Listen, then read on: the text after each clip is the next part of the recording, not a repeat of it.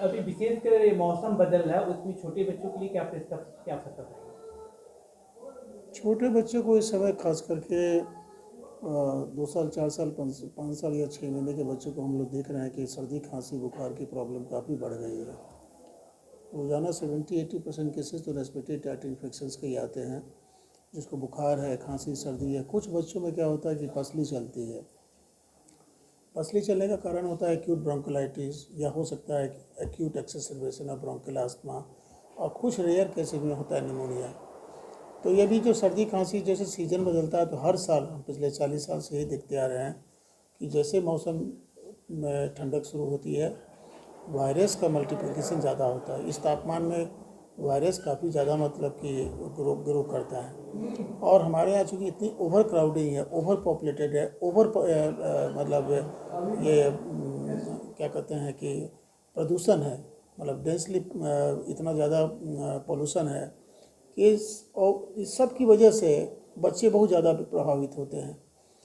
तो निश्चित रूप से अभी जो हम लोग जो केसेस देख रहे हैं सर्दी खांसी बुखार, तो 70-80% केसेस जो बुखार के होते हैं वायरल होते हैं, अनकॉम्प्लिकेटेड होते हैं। तो वो हम लोग पेशेंट्स को थॉरली जांच करने के बाद हम लोग एश्योर कर देते हैं कि इसमें ज़्यादा कुछ करने की ज़रूरत नहीं है, ज़्यादा इन्वेस्टिगेशंस की ज़रूरत नहीं है, एंटीबायोटिक की ज़रूरत नहीं है। तुमको घरेलू उपचार करो, अदरक लो, तुलसी का काढ़ा लो, गर्म दूध में हल्दी मिलाकर लो, शहद लो।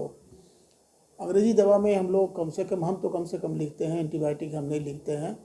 और मिनिमम मतलब कि दवा का है, मेन है रीएश्योरेंस का है। और उसके बाद ऐसे पेशेंट जो कि जिसको अनकॉम्प्लिकेटेड रेस्पिरेटरी ट्रैक्ट इन्फेक्शन है, उनमें हम डेंजरस साइन बता देते हैं कि तुम्हारा बच्चे को अगर बीच में लगे कि बच्चा तुम्हारा खाना पीना बंद कर दिया, सुस्त हो गया, या उसका सांस की उसकी पसली चलने लगी, तो तुमको इमीडिएटली इन्फॉर्म करना है, ताकि ये उसको रूल आउट करना पड़ता है कि कहीं निमोनिया या ब्रोंकोलाइटिस या ब्रोंकियल अस्थमा तो नहीं है।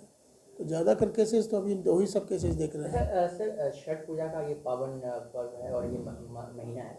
अधिकतर ऐसा देखा गया है सर, बच्चों में जैसे पटाखा कभी ये होता है तो आवाज़ बहुत होता है, ऐसे में बच्चों का जो हार्ट बीट है वो तेज कभी कभी आता है, ऐसा कहा जाता है। तो प्रिकॉशन सेफ एंड सेफ्टी के लिए क्या करें सर?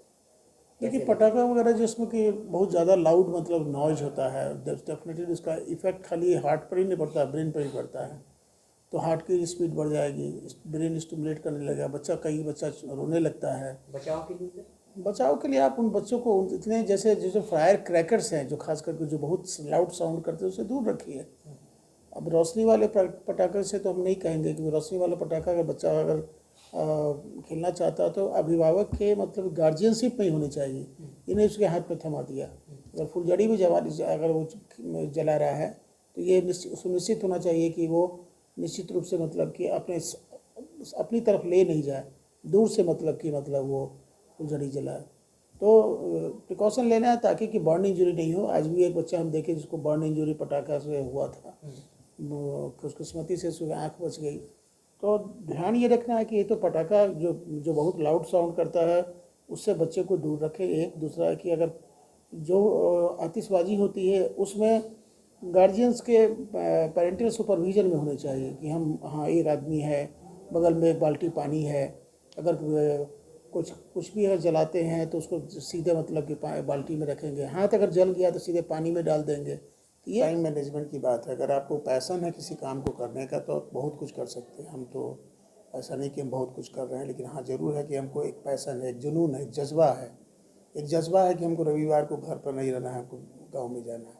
एक जज्बा है कि हम उनके बीच में रह करके चाहे दिवाली हो, चाहे होली हो, चाहे इस तरह से उनके साथ मनाते हैं। तो एक हमको बड़ा सुकून मिलता है क्योंकि वो वंचित हैं आर्थिक रूप से, बिल्कुल मतलब मार्जिनलाइज सेक्शन ऑफ सोसाइटी हैं, गरीब हैं, दलित हैं, कोई उनको देखभाल करने वाला, उनके चेहरे पर मुस्कान जो है वही हमारे लिए वो तो डिवाइन पावर है। मतलब डिवाइन मतलब लगता है कि ऐश्वर्य मतलब कि वो मुस्कान रहती है। उनका दिल जो है इतना पवित्र है, इतना इनोसेंट है कि उनके साथ रह करके जो एक अनुभूति होती है, वो आनंद वाली अनुभूति वो खुद आदमी महसूस कर सकता है, बता नहीं सकता है।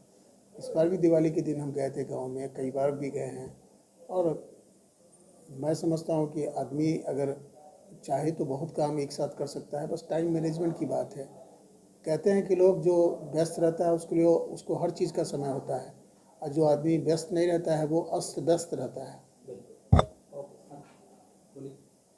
डॉक्टर साहब, आस्था का महापर्व छठ पूजा के शुभ अवसर पे क्या कहेंगे?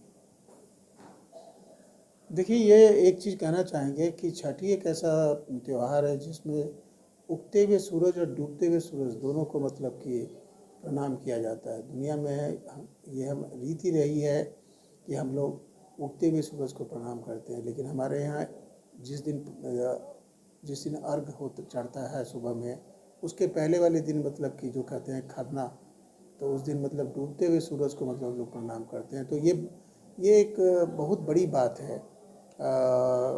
ये हर त्यौहार से बिल्कुल अलग है कि जो डूबेगा वो उगेगा भी, ये भी बात है। जैसे हम अपने आप को कहते हैं कि भाई हमारा यंग जनरेशन उगता हुआ सूरज है और हम लोग डूबते हुए सूरज हैं, लेकिन इसमें ये अब इस त्यौहार की यही खासियत है।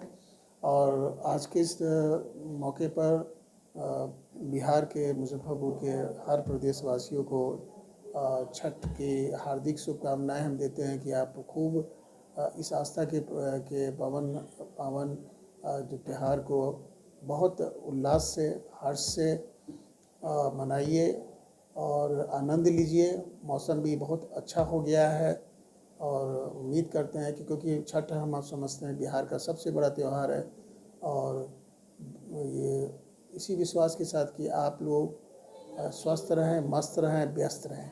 धन्यवाद। सर एक